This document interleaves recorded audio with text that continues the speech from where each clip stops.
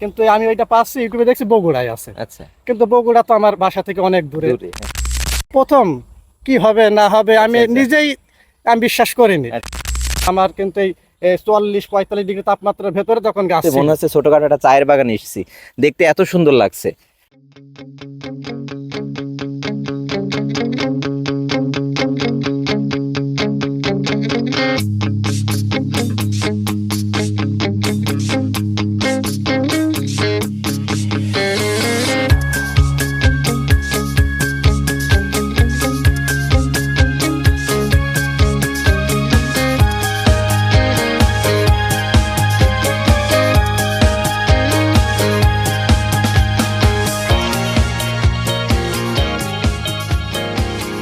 পরিকল্পনা মাফিক যে কোনো কাজ করলে যে সফলতা পাওয়া যায় তারই বাস্তব একটা প্রমাণ আজকে আমি আপনাদের দেখাবো। শুধু দর্শকবৃন্দু, আসসালামু আলাইকুম। আমি এখন এই মুহূর্তে অবস্থান করছি চুয়াডাঙ্গা জীবননগর উপজেলার বাঁকা গ্রামে।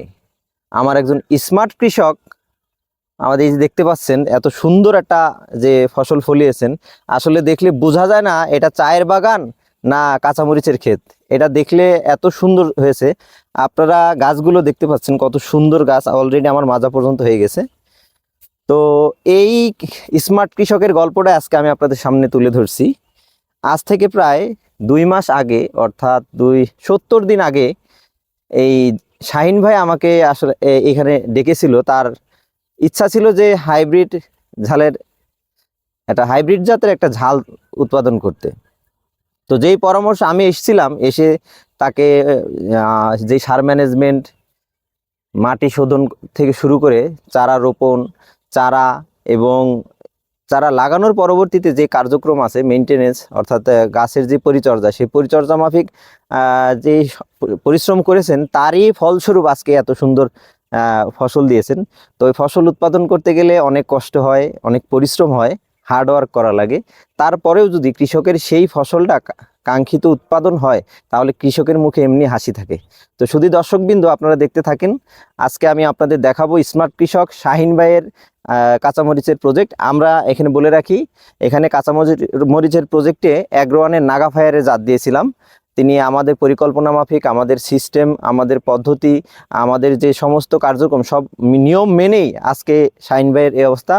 আমি একটু পরে আপনাদের সামনে শাহিন ভাইকে নিয়ে আসবো। শাহিন ভাইয়ের কিছু গল্প আমরা শুনবো। শাহিন ভাই কি কি কারণে আধুনিক পদ্ধতিতে চাষাবাদ করেছে এবং এই চাষাবাদে তার কি জন্য আগ্রহী হলেন, সেই কথাগুলো আমরা শুনবো।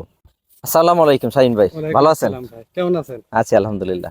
শাহিন ভাই, আজকে আপনার এই প্রজেক্ট দেখে আমার খুবই ভালো লাগছে। আপনি যে এত সুন্দর গাছ তৈরি করেছেন, এর আগে কখনো এরকম চাষ করেছেন? না, এর আগে আমি কখনো এভাবে করিনি। এই প্রথম আমি প্রথমত আমি ইউটিউবে দেখছিলাম, দেখার পরে যে আমি কোথা থেকে নেব, আর মানে কাছের মানুষের, বিশ্বস্ত মানুষের আমি আস্থা পাচ্ছি না। যে দেখেছি ঠিক আছে, কিন্তু করার আগ্রহ আছে, কিন্তু আমি স্থান পাচ্ছি না। আচ্ছা। ইউটিউবে দেখছি মানে আমার আমার আমার বাসা তো চুয়াডাঙ্গা জেলা জীবননগর উপজেলা বাঁকা গ্রামে। কিন্তু আমি ওইটা পাচ্ছি ইউটিউবে দেখছি বগুড়ায় আছে। আচ্ছা। কিন্তু বগুড়া তো আমার বাসা থেকে অনেক দূরে। হ্যাঁ। তারপরে বিএডিসি তে চাকরি করে আমার তুষার আঙ্কেল দিয়ে আপনার নাম করলো যে আমার সাইড বলে একটা বন্ধু আছে ওয়ান এগ্রোতে সাথে সম্পৃক্ত, তুমি ওখান থেকে হাইব্রিডের নাগা ফায়ার এবং বেগুন বিগ বস তুমি পাবা। তখন আমি বললাম আঙ্কেল তাহলে আপনার সাইড ভাইয়ের সাথে আমার যোগাযোগ করিয়ে দেন, তাহলে আমি এইভাবে চাষ করি। তারপরে আপনার সাথে যোগাযোগ, তারপরে এইভাবে আমি আপনি প্রথমত আসলেন আমার জমিতে, এসে আমার পরামর্শ দিলেন যে আমরা তো আগে আজুজাল ভাবে আমি চাষ করতাম, সাধারণভাবে চাষ করতাম। আপনার কথায় যে মালচিং পদ্ধতি আমি তো দেখেছি ইউটিউবে, তারপরে আপনার কথা পরামর্শে আমি এটা খুবই সুন্দর ভালো লাগলো। মালচিং এর আগে কখনো করেছিলেন? না, এর আগে কখনোই মালচিং এ করা হয়নি। আচ্ছা, শুরুতে যখন মালচিং এর কথা বলছিলাম, আপনারা যেহেতু করেননি মালচিং এর চাষ, আর মালচিং চাষটা এখনো পরিপূর্ণভাবে চারিদিকে ছড়ায়নি। তো মালচিং এ করার প্রথমে যে ধাক্কা খেয়েছিলেন যে মালচিং এ করবো, মালচিং এ আদৌ রেজাল্ট পাবো কি পাবো না, সেই রেজাল্টটা কিরকম পেয়েছেন আপনি? এখন কি মনে হচ্ছে? আলহামদুলিল্লাহ, মালচিং এ আমি হয়তো ভেবেছি যে আসলে এই প্রথম কি হবে না হবে আমি নিজেই আমি বিশ্বাস করিনি।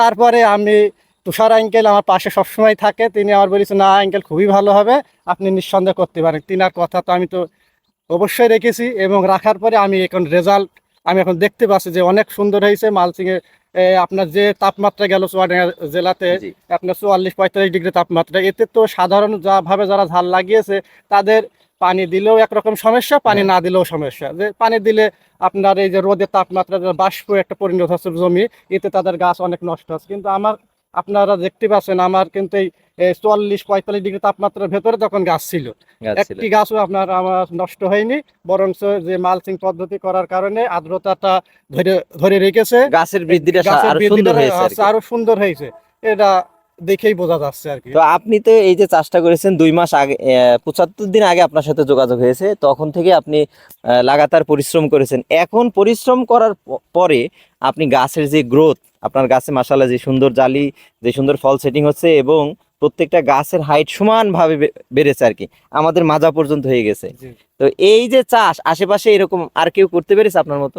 না, আশেপাশে আমার এই যে বাঁকা গ্রামে, জীবননগর উপজেলায় আমার বাঁকা গ্রাম, আমি এখান থেকে দেখছি বাঁকা গ্রাম আমি প্রথম, জি। এবং এত ভালো হয়েছে সবাই দেখে যে মুগ্ধ, যে তোমার এত সুন্দর চাষ আমরাও করবো, এবং অনেকে চারার জন্য বলে যে কোথা থেকে নিচ্ছে। আমি তবে এখানে একটা বিষয় আছে, চাষ করার আগে সর্বপ্রথম জাত নির্বাচন করতে হবে। আচ্ছা।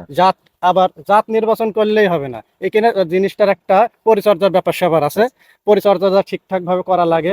স্প্রে শিডিউল আছে, এই শিডিউলটা আমি মেনে আসছে, এই মেনে চলেছি, এই চলার পরে আমার এই রেজাল্টটা এখন Result আপনারা সবাই দেখতে পাচ্ছেন। শুধু দর্শকবৃন্দ, শাহিন ভাই যে কথাটা বলছে আর কি, আমি আরেকটু যোগ করি, সেটা হচ্ছে এই যে তাপমাত্রায় আপনি হাইব্রিড জাতের চাষ করবেন, আপনি চাষ করতে গেলে যে শুধু আপনি হাইব্রিড চারা রোপণ করলেই হবে সেরকম না, কোন জাতটাই আবহাওয়ার সাথে সেট, আমাদের এই অতিরিক্ত তাপমাত্রায় 44 ডিগ্রি 45 ডিগ্রি তাপমাত্রাতেও যে ঝাল হচ্ছে, কোন ফসল উৎপাদন হচ্ছে, কোন জাতটা আপনার আসলে এই আবহাওয়ার সাথে সেট হবে, এই জিনিসটা আপনাদের জানতে হবে।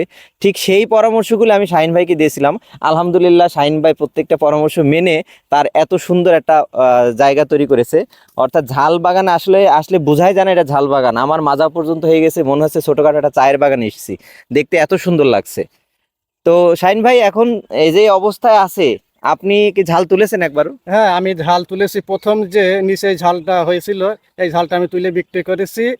কত করে বিক্রি করলেন? আপনি একদিন বিক্রি করেছি 150 টাকা কেজি, আর একদিন 145 টাকা কেজি। সুন্দর দাম আর কি। জি, আসলে দর্শকবৃন্দ, ফসলের দাম বেশি হলে কৃষকের মুখে হাসি থাকে, আবার আমাদের আরেকটা পর্যায়ে দেখা যায় যে যারা খাদ্য গ্রহণ করে অর্থাৎ ভোক্তা, তাদের মুখে একটা অসন্তুষ্টি প্রকাশ পায়, এরকম একটা আছে আমাদের বাংলাদেশে।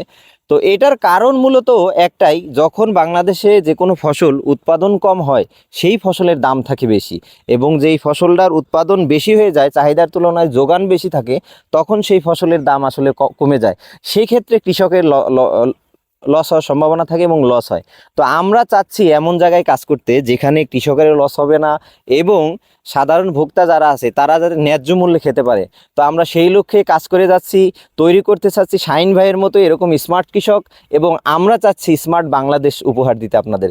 সবাই আমাদের জন্য দোয়া করবেন, ভালো থাকবেন, দেখা হবে নেক্সট কোনো সফলতার গল্প নিয়ে। আসসালামু আলাইকুম। আমরা সবাই স্মার্ট কৃষক।